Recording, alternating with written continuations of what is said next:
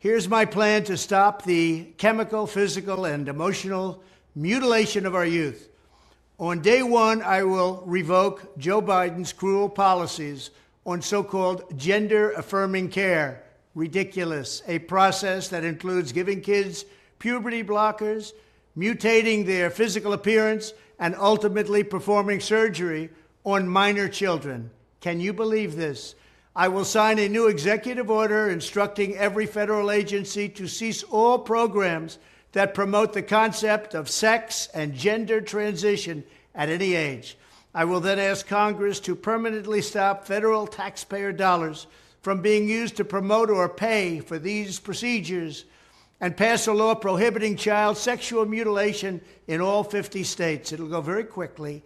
I will declare that any hospital or healthcare provider that participates in the chemical or physical mutilation of minor youth will no longer meet federal health and safety standards for Medicaid and Medicare and will be terminated from the program immediately. Furthermore, I will support the creation of a private right of action for victims to sue doctors who have unforgivably performed these procedures on minor children. The Department of Justice will investigate Big Pharma and the big hospital networks to determine whether they have deliberately covered up horrific long-term side effects of sex transitions in order to get rich at the expense of vulnerable patients, in this case, very vulnerable.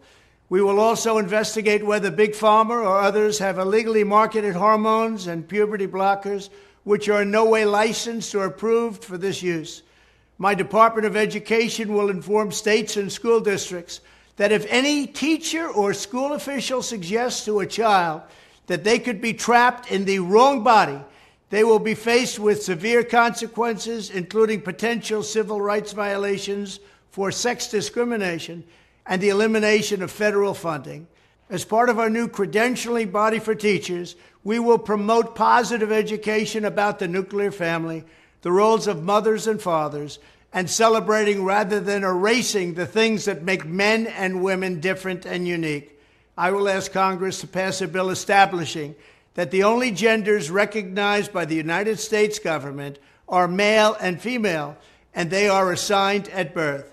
The bill will also make clear that Title IX prohibits men from participating in women's sports, and we will protect the rights of parents from being forced to allow their minor child to assume a gender which is new and an identity without the parent's consent. The identity will not be new, and it will not be without parental consent. No serious country should be telling its children that they were born with the wrong gender, a concept that was never heard of in all of human history. Nobody's ever heard of this, what's happening today. It was all when the radical left invented it just a few years ago. Under my leadership, this madness will end. Thank you very much.